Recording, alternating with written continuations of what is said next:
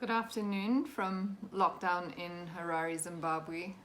Before I get started, I do have to warn you that I am in lockdown at home and I have kids and dogs, so this is going to be a very amateur video with probably quite a few disturbances, especially as we have a troop of monkeys that roost in our garden every evening, and right now the dogs are running around chasing them and the monkeys are teasing the dogs, so please excuse any of those sort of disturbances, but I can't tell you what take this is because the dogs keep running in behind me with the monkeys and making a huge noise. So I'll try again. Today I wanted to talk to you about an article I've written. So I have sent this out as an article, but I always think it's better to... I always learn something or understand something better if it's told to me rather than if I'm reading it. So I'm going to try and do a little video on an article that I'm writing at the moment or have just written, all about the corona pandemic that we're all going through at the moment and why we're going through it and how we are all intricately connected, not just to each other, but how our collective health is very, very intricately tied to the health of our environment.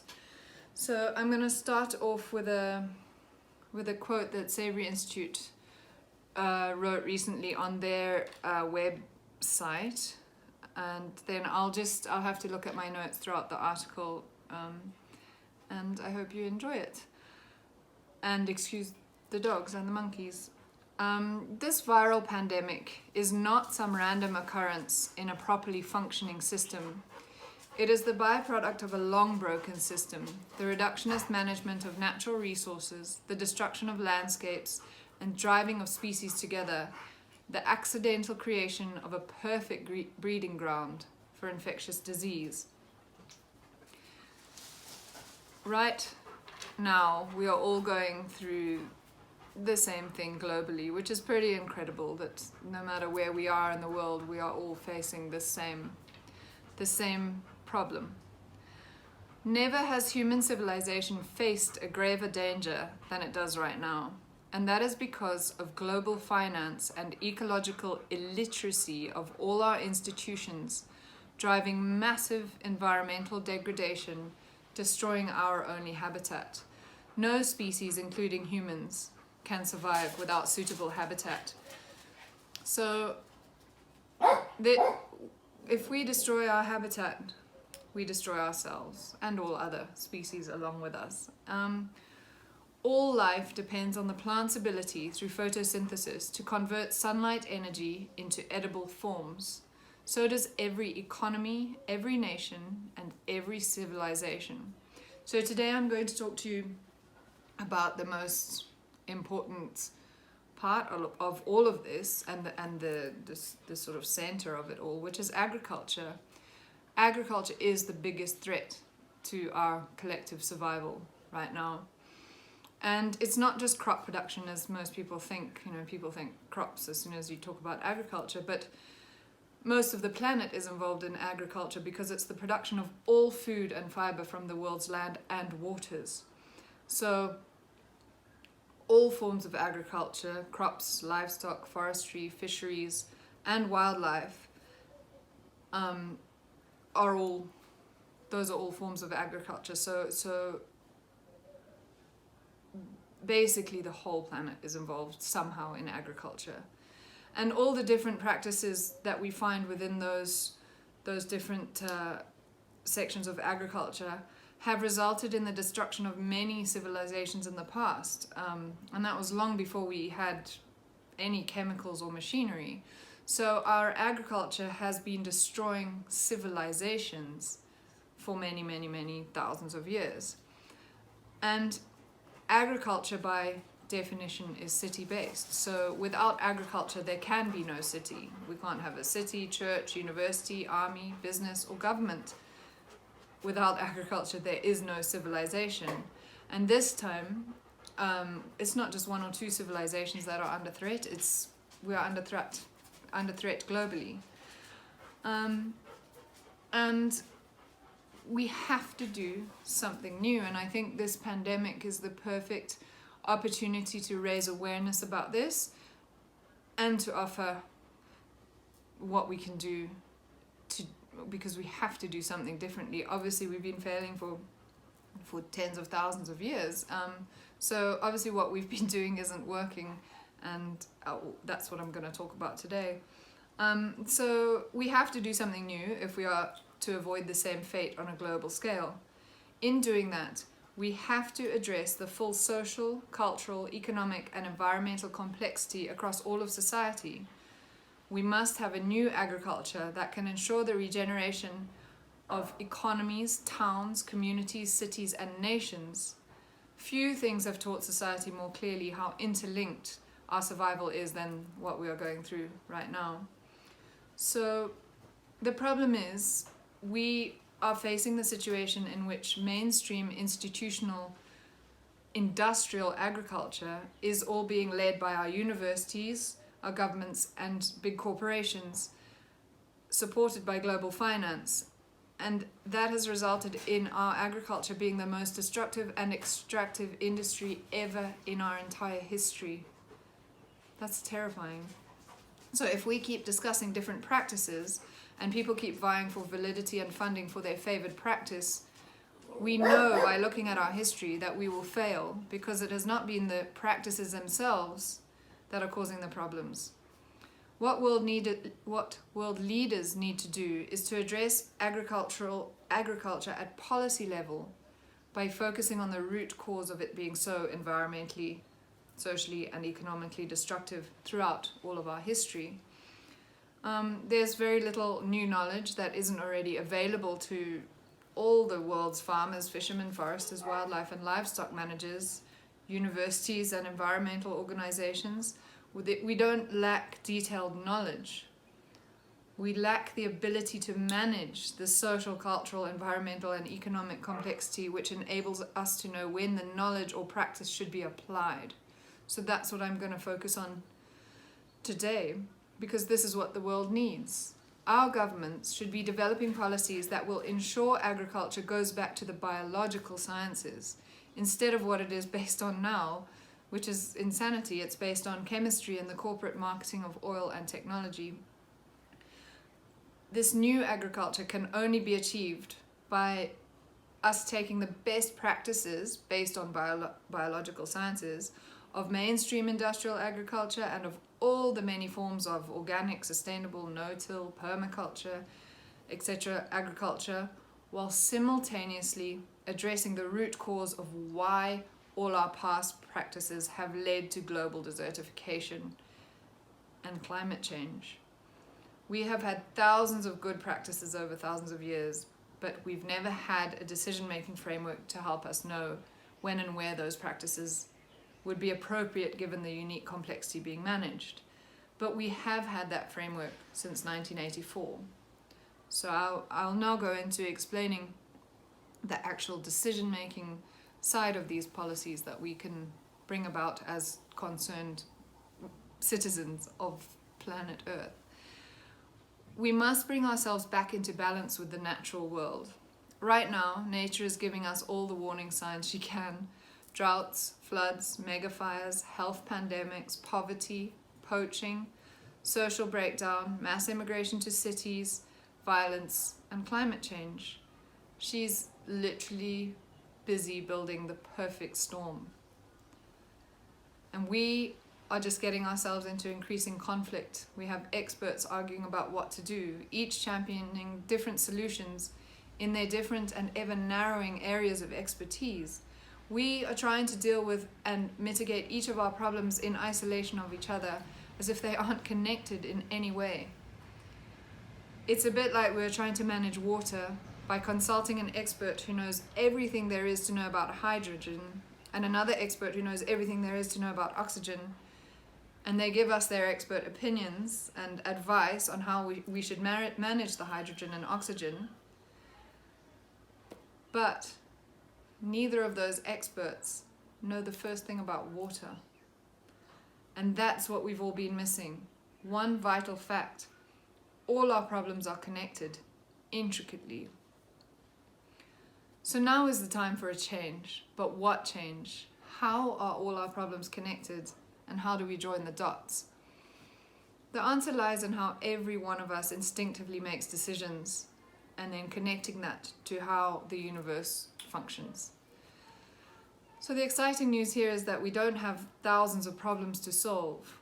We have thousands of symptoms of one problem: our inability to make sound decisions for complex systems as wholes. So I'm going to talk a little bit about holism, the universe, how the universe and our natural and man-made systems work. So holism is the science of recognizing that the parts of any whole or system, from man-made organizations to natural systems, are in intimate interconnection such that they cannot exist independently of the whole, or cannot be understood without reference to the whole. So many years ago, when we developed fire and our technology started to advance, it resulted in a gradual change in our natural, social, and cultural behavior within our ecosystem. So we went from having sticks and stones and being cave people, making very basic daily decisions, to being able to make more sophisticated tools, which meant we could start killing more animals, we could chop down trees, we could suddenly do harm to our environment. And fast forward hundreds of thousands of years to when our technology really became a lot more sophisticated, and in the last 100 years it's just taken off on steroids. We began to have an increasingly mechanistic worldview. So everything we manufactured has been rapidly improving, and our technological successes have just been incredible, as long as we have ignored their effect on our environment. With all our focus on technology, our social behavior changed more drastically. We began to see the natural world as something for us to manipulate and control, and we started to manage the complex man-made systems we created and our complex natural systems. And our complex natural systems. Pause.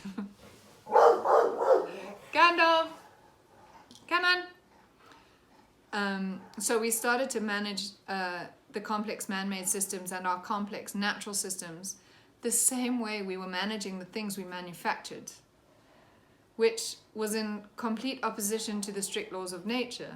We separated, we isolated, we zoomed in. We were making decisions for individual species, individual animals, individual plants, individual people, individual economies, individual ministries, individual departments, individual problems, individual needs, individual desires.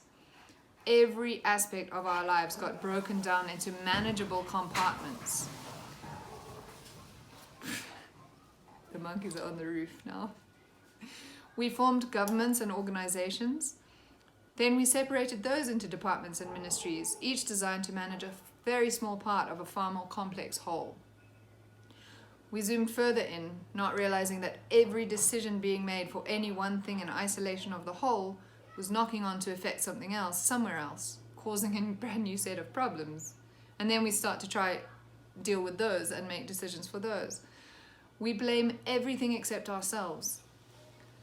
We blame coal and oil, we blame livestock, we blame, you name it, we blame elephants in national parks, but nothing we blame could possibly cause any problems on their own.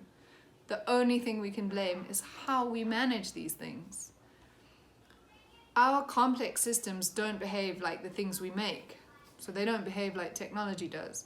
The things we make do exactly what we design them to do. A watch tells the time, a computer computes, an airplane flies. Nothing we make ever does anything unexpected or unplanned, and won't cause unexpected consequences. Those things are complicated, but they're not complex. But our natural and man-made systems are complex, and they're made up of many different parts, smaller holes within bigger and bigger holes. They are self-organizing, and they can adjust and continue if a species dies out or if someone leaves an organization. As soon as we form man-made organizations. Sorry. Dogs, come here. And when I'm talking about that sort of thing, think of the human body. We're not just a body, we're made up of millions and millions and millions of smaller and smaller holes, blood cells. That's a whole bigger. So, but we don't manage our bodies separately. We don't manage a finger in isolation to something else. So we only function as a whole being. We don't function in isolation. Our cells don't function in isolation of each other. Everything works together. So as soon as we form man-made organizations, they take on a life of their own. And because of the way we manage parts of them in isolation of the whole organization, the decisions that come out of organizations are very seldom decisions that any sane individual would make. Factory farms, farming of animals, spraying poisons on our food. Some of the decisions that come out of organizations that individuals would never make. Organizations' policies completely lack common sense and are often inhumane, what I just said, and they end up going against the very things they were set up to do. But that doesn't matter because they cannot be held accountable for their actions. No matter how many lives are lost or how much money it costs, we cannot change organizations from within once they are formed. We literally create monsters which we have no control over. And the only way we can change that, and the only way we can change our organizations, is when enough of the public are putting pressure on them to change. So right now humanity is at a crossroads and we have two choices. We can carry on isolating ourselves from each other, pun intended, and from our natural world, reducing complex systems into parts and making decisions for smaller and smaller pieces of far bigger wholes, from our families to our governments, and that looks like this. It's reductionist. We reduce our lives and our decisions into many manageable compartments, always making decisions or developing policies for small parts of the whole, meeting our immediate needs and desires or addressing problems. And all of us make decisions the exact same way, basing every action on things like past experience, research results, expert advice, profitability, peer pressure, friends' advice, cash flow, compromise, expediency, laws or regulations, fear, etc. Making our decisions with no further consideration, which usually enables us to reach our short-term objectives. But it means that almost every single decision has been at the expense of our environment, societies, cultures, and economy somewhere further down the line. We can continue to do that, or we can change one thing, which will connect everything.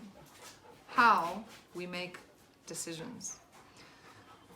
Right now, securing our future lies in our ability to change our thinking or to get out of our comfort zones. And that is something none of us do easily as individuals, let alone as organizations, even if it's a simple change. But when we take our cue from nature, we can see clearly where we have been getting it wrong. The secret to our future lies in looking at how complex systems, man-made or natural, function in wholes and patterns. And then we need to apply those principles to our daily decision and policy-making frameworks. So before I go into it, I have to explain that this is not a holistic approach and it is not a systems approach. Many people throughout history have thought holistically, and many have looked at the bigger picture. Some thought 7 generations ahead. There is a whole world of difference between our thoughts and our actions. Our genetic decision-making process is so instinctive that no matter what approach we use, it doesn't matter what we do, where the rubber hits the road, we always instinctively reduce the web of social, economic, and environmental complexity and narrow our decisions back down to the problem or need or desire. In order for us to change that, it will take a very conscious effort. We can't just say, yeah, we've got a holistic approach, or, oh yeah, that's system science, we've looked at the whole thing. It's a conscious effort to change how we make decisions. Think of it like needing a software update to fix an outdated glitch in our brain's decision-making process. it will take a while to get used to the new software. It's not just going to happen overnight. So with holistic management, we add a couple of new steps to our current decision-making process in order to apply the laws of nature, acknowledging the fact that nothing can exist in isolation of the whole. Therefore, no decision can be made in isolation of the whole without later impacting our societies, cultures, economy, or environment somewhere further down the line. And anything that negatively impacts our environment will inevitably end up negatively impacting our societies, cultures, and economies. We cannot avoid that. They're so intricately connected. Like our bodies, they can't be separated into parts.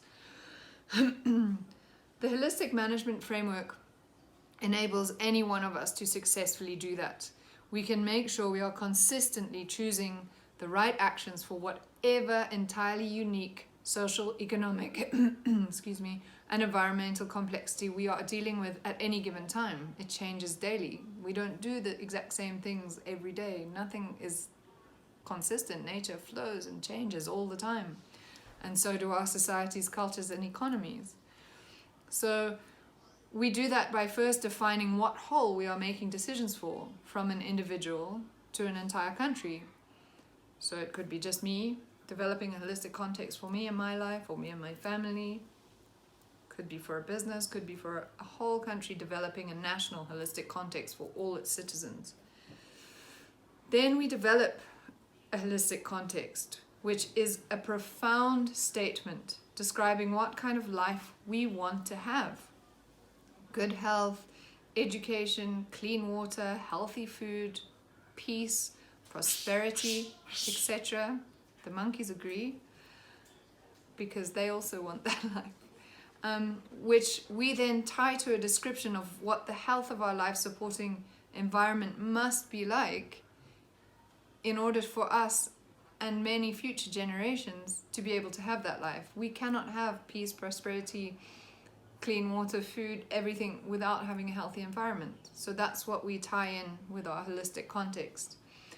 And then we use that holistic context to guide all our future decisions, goals, actions, and we test each suggested action, policy, or practice for ourselves to check what potential effect it might have across the whole being managed, socially, economically, and environmentally in both the short term and long term, before making any decision, so that we're always making sure that our actions will be leading us towards our own unique holistic context, and that we will always be putting the health of our life support system first.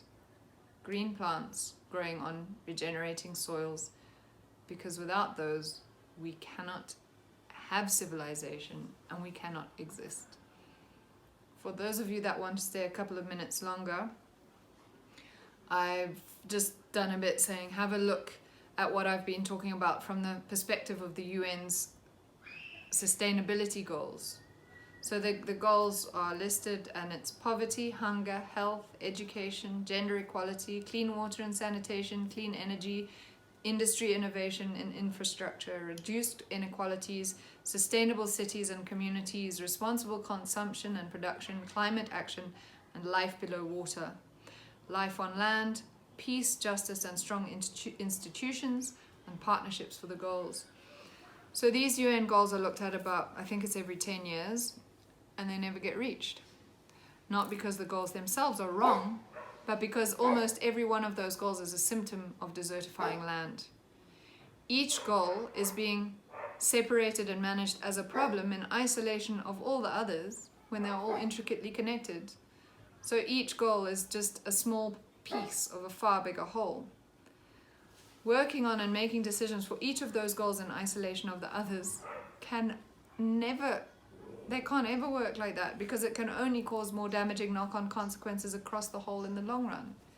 But if the UN connected the dots and treated and made decisions for all those goals as one whole, by developing an overarching holistic context to guide and test the policies suggested for those goals, then they would find out what actions would be most appropriate and simultaneously, socially, culturally, sound, economically viable, and environmentally regenerative in both the short and long term, and those goals would be achieved because they are being treated as one.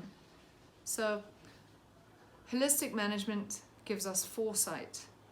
It gives us the ability to preempt unwanted consequences, and when it is put into practice on a big scale by governments and organizations, it will bring about the reverse knock-on effect of what we are experiencing around the world right now. We would all be united within a global holistic context, and we would soon see our cultures, our societies, our economies, and our natural world be able to thrive. Thank you. I hope you've enjoyed the monkeys and the dogs, and I'm surprised my kids didn't join in